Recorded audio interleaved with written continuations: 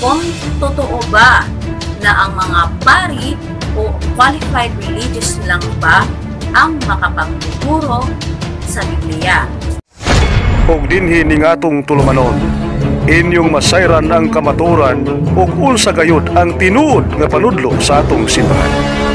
Buot sa Dios nga maluwas ang tanang tao ug may balon sa kamaturan. Kay sa kamaturan.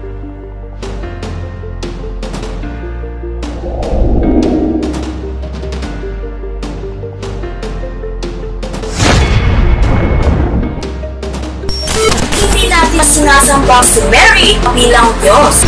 Jesus Christ, the founder of the Catholic Church.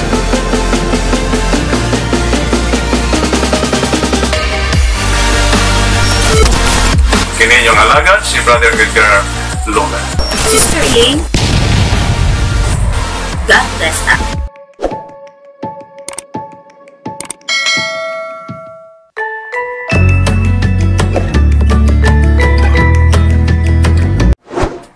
Sa ngalan ng Ama at ng Anak at ng Espiritu Santo. Amen. Magandang araw mga kapatid, nandito naman tayo sa ating programa kay Unsabay Kamatuuran. Ang ating tatalakayin ngayon patungkol sa mga qualified religious. Kung totoo ba na ang mga pari o qualified religious lang ba ang makapagtuturo sa Biblia?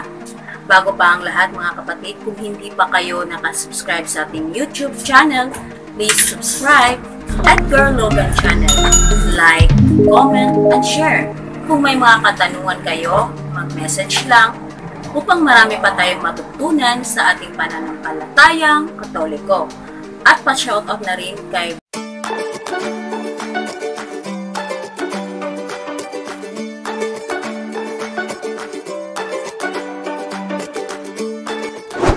Maraming salamat sa inyong pagsuporta sa ating programa.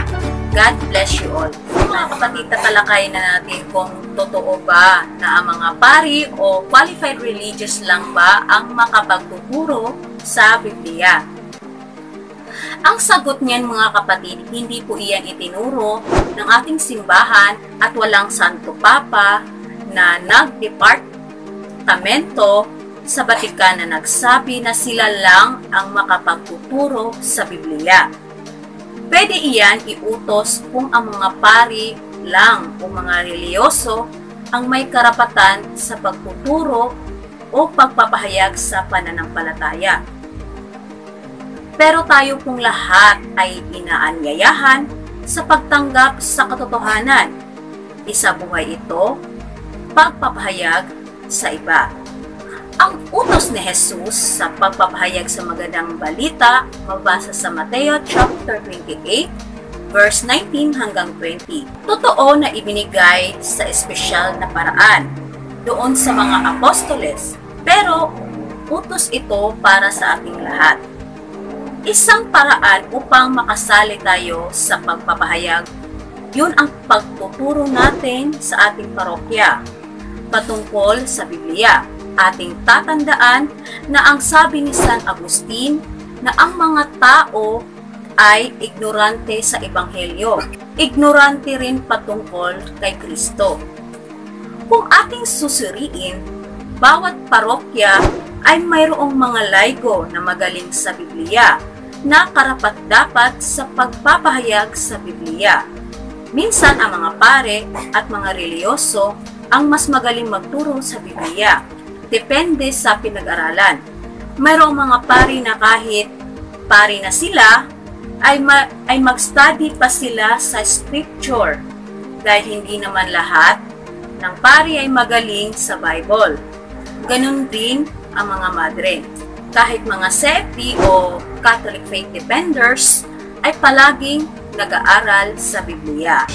Kung marami tayong natutunan sa ating pinag-aralan, marami rin tayong mai-share at maipahayag sa iba. Yun lang po lahat mga kapatid at sana marami kayong natutunan sa maikling video na ito. At marami na rin salamat sa lahat na nag-subscribe sa ating YouTube channel.